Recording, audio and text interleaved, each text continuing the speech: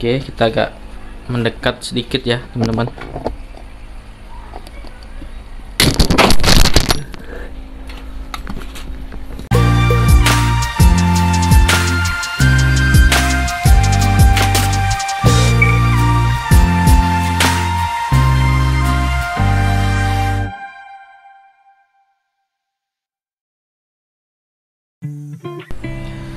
Assalamualaikum warahmatullahi wabarakatuh. Teman-teman, jumpa lagi di channel saya. Apa kabar teman-teman? Semoga diberi kesehatan ya. Dan budidaya lobster air towernya juga diberikan kelancaran dan berkah ya teman-teman. Amin.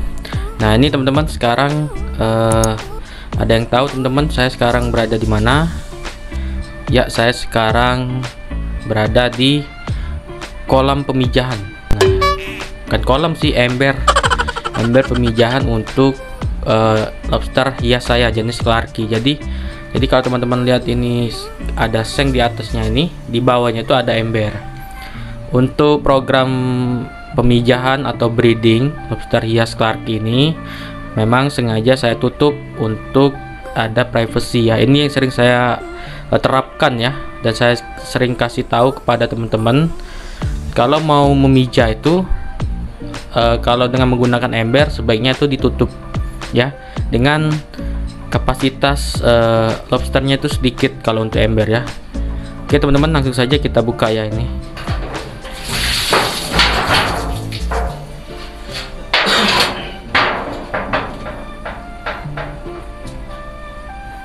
Oke, kita agak mendekat sedikit ya teman-teman.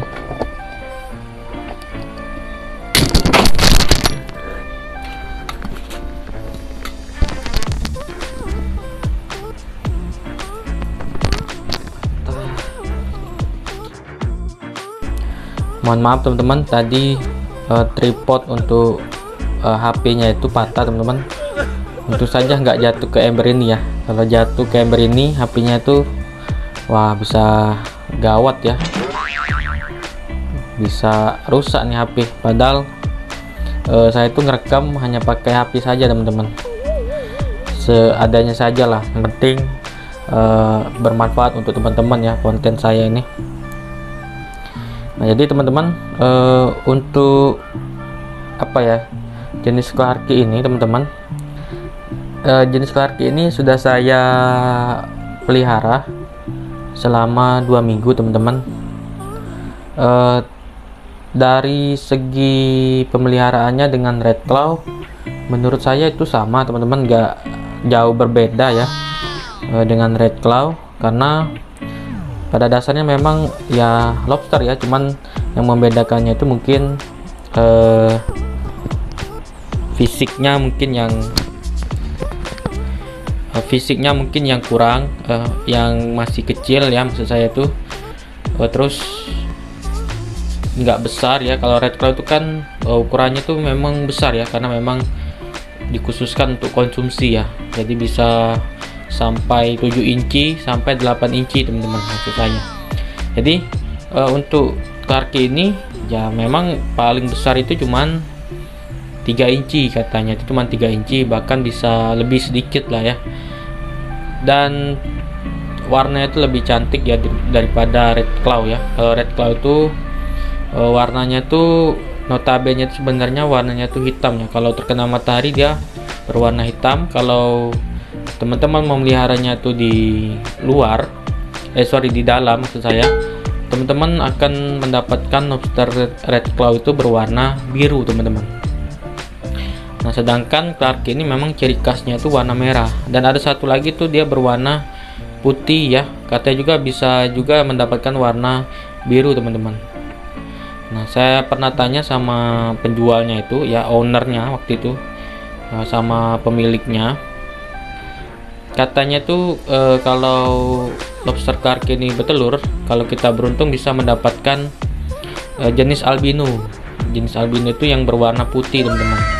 Itu sih kata yang ownernya ya. Jadi saya belum tahu betul ya, apakah nanti indukan saya yang bertelur itu yang Clarke ini teman-teman, apakah akan mendapatkan buraya yang berwarna putih ya, jenisnya tuh warna putih ya. Kita doakan saja teman-teman.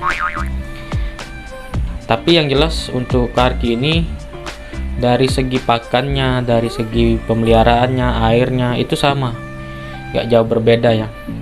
Nah, sudah 2 minggu saya memelihara lobster Clarky ini teman-teman, dengan waktu yang sangat singkat ya. Cuman waktu 1 minggu ya, 1 minggu dari saya beli itu sudah bertelur teman-teman, jenis Clarky ini. Nah, jadi memang Clarky ini saya terapkan dengan jenis red claw. Cara pemijahannya itu saya terapkan ya. Programnya tuh misalkan saya mulai dari ember dulu, karena memang lobsternya itu masih sedikit, masih kecil ya, masih sangat sedikit sekali, cuman 4. Jadi bagusnya tuh kita letakkan di ember saja teman-teman. Nah, dan juga memang saya tutup teman-teman. Jadi untuk ember ini saya tutup dengan seng tadi ya teman-teman, agar ada privacy ya, ada privacy kalau lobster ini bisa melakukan perkawinan ya. Nanti dikhawatirkan seperti ini, kalau saya sering lihat seperti ini ya teman-teman, mereka tuh kadang tidak jadi kawin teman-teman. Jadi memang harus ditutup. Dan satu lagi teman-teman, oksigen itu sangat diperlukan ya.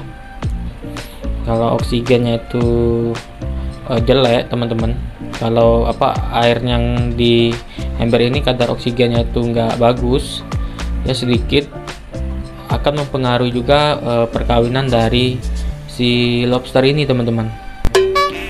Jadi buatlah senyaman mungkin tempat pemijahan itu ya. Terus untuk sisa pakannya teman-teman harus dibersihkan ini ya, dibersihkan setiap hari, jangan sampai amoniaknya itu tinggi dan si lobsternya ini tidak jadi kawin teman-teman. Oh no. Nah, ini yang di dalam itu yang betinanya teman-teman, yang besar. Jadi yang jantan itu yang kecil tuh, yang seperti itu ya, yang di luar itu jantan tuh. Nah, dan satu lagi teman-teman, jika teman-teman menggunakan media ember ya, dan ada selang seperti ini, itu harus hati-hati.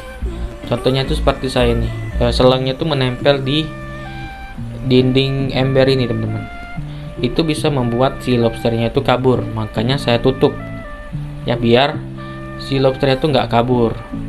Karena saya pernah mengalami kejadian seperti itu, red claw saya kabur melalui selang ini ya, waktu itu di ember, dan sudah menjadi sudah menjadi bangkai teman-teman. Setelah saya temukan dia bersembunyi di balik-balik batu. Nah, itu harus hati-hati ya teman-teman. Nah, jadi kalau teman-teman menggunakan seperti ini, diusahakan tuh selangnya itu jangan menempel ya. Kalau misalkan menempel seperti saya tuh ditutup teman-teman, jadi si lobsternya tuh nggak kabur. Nah, ini tuh. Jadi kalau untuk Clarky ini teman-teman, melihatnya bergerak kesana sini, lihat warnanya tuh bikin puas mata ya.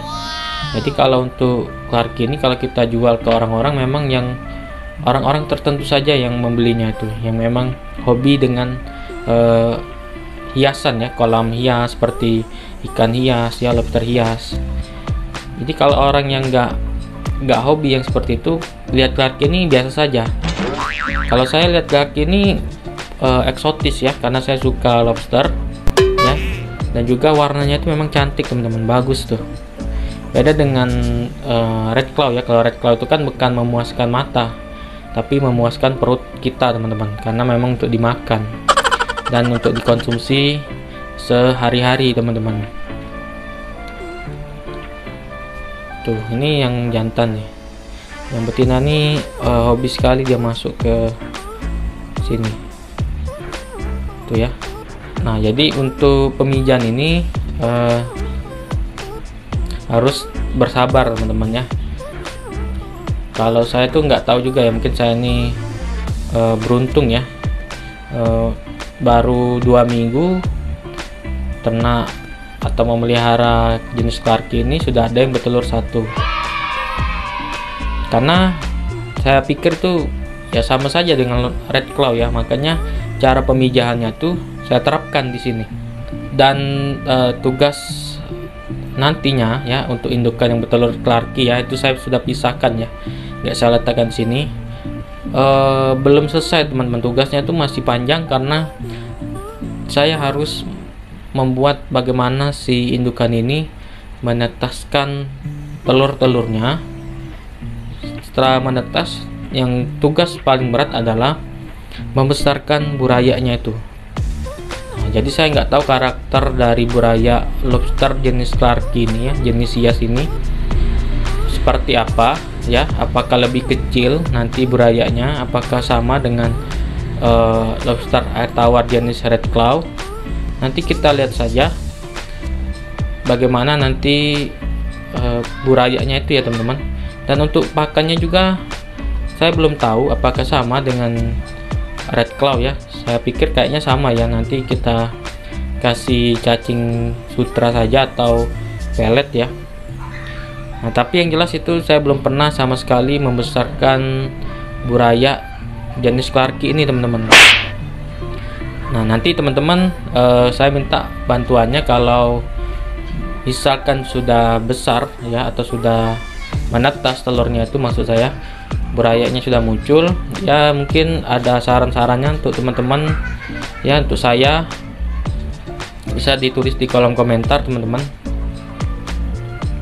Karena kita di sini saling berbagi ya, tidak ada yang pintar, tidak ada yang unggul ya teman-teman.